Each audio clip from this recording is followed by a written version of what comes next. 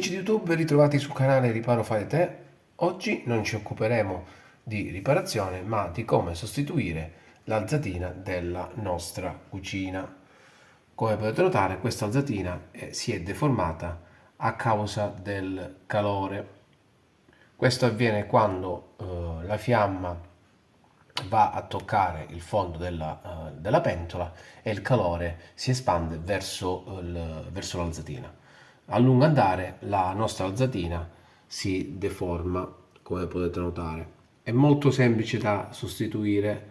Recuperiamo un'alzatina nuova, la potete trovare in qualsiasi negozio brico o anche, ordinandola da qualsiasi sito. Quella che andrò a sostituire io è in alluminio.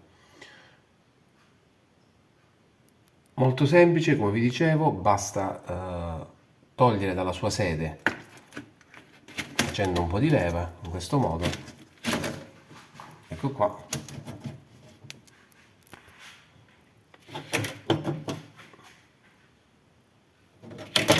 Ecco qui.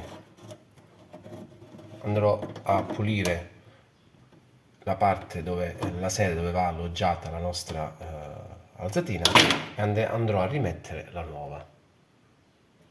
Allora, potrebbe accadere che le viti che sostengono la guida dove poi va agganciata l'alzatina le potete trovare arrugginite e quindi non si riescono a svitare.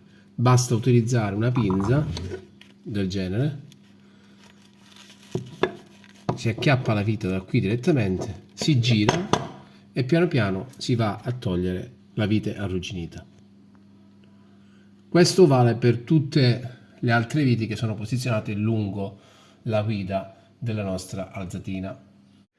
Allora, dopo aver ripulito il nostro piano della cucina, ho rimesso la nuova guida.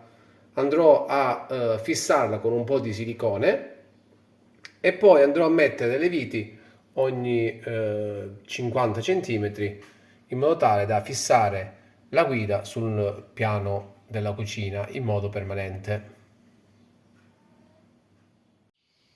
Ecco il risultato finale del nostro lavoro. Così abbiamo risparmiato un bel po' di soldini con Riparo Fai Da Te. Se vi è piaciuto il video lasciate un like, iscrivetevi al canale e ci vediamo al prossimo video.